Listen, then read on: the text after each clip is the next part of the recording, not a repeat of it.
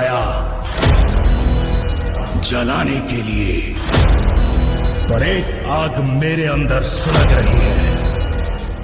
महादेव की सौगंध, मैं लौटूंगा उन सबको जलाने जिनका हाथ है मुझे बनाने में। मैं